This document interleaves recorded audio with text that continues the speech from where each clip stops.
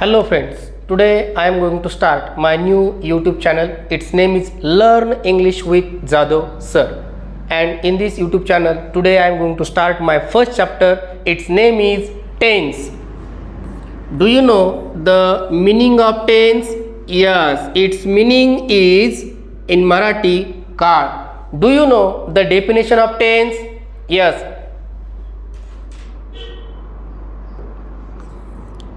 A word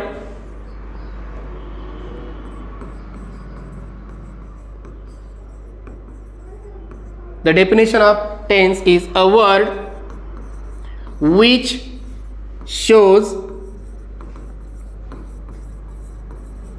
time of an action is called tense. There is a short definition. We can write that tense shows time of an action. म्हणजे क्रियेची वेळ सांगणारा शब्द म्हणजे काळ होय. जर आपल्याला क्रियेची वेळ समजली तर आपल्याला आपोआप केव्हा क्रिया घडलेली आहे त्या क्रियेचा काळ समजणार आहे. म्हणून यामध्ये आपल्याला पाहतो की टेन्स मध्ये तीन काळ आहेत. There are 3 types of tenses. Number first, present tense.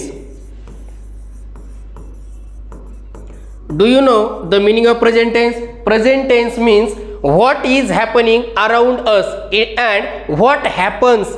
सध्या आपल्या अवतीभोवती जे काही घडत आहे किंवा जे घडते हे सांगण्यासाठी ज्या काळाचा वापर केला जातो त्याला म्हणतो आपण प्रेझेंट टेन्स. आणि यालाच मराठीतून आपण म्हणतो वर्तमान काळ. वर्तमान म्हणजे सध्या जे काय घडत आहे तो काळ. यामधला दुसरा जो काळ आहे तो आहे पास्ट टेन्स. पास्ट टेन्स म्हणजे काय? पास्ट टेन्स म्हणजे व्हॉट हॅज हॅपन्ड. ज्या क्रिया घडून गेलेल्या आहे किंवा जी क्रिया घडून गेलेली आहे हे सांगण्याकरिता पास्ट टेन्सचा वापर केला जातो. आणि याला आपण मराठीतून म्हणतो भूतकाळ. काय म्हणतो आपण याला? भूतकाळ. म्हणजे जी क्रिया घडून गेलेली आहे सांगण्याकरिता.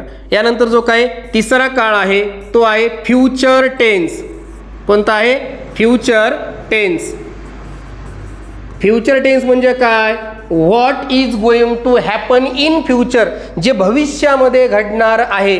क्रिया घडत आहे नाही, क्रिया घडली नाही, जी घडणार आहे उद्यानंतर जे घडणार आहे त्याला म्हणतो फ्युचर टेन्स. आणि यालाच मराठीतून म्हणतात भविष्यकाळ. अशा प्रकारे आपले there are 3 main tense. There are 3 main types of tense. अशा प्रकारे आपण हे 3 काळ पाहिलेले आहेत.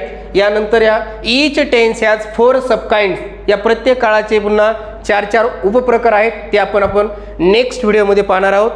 माझा व्हिडिओ आवडला असेल तर लाईक करा, सबस्क्राईब करा. धन्यवाद.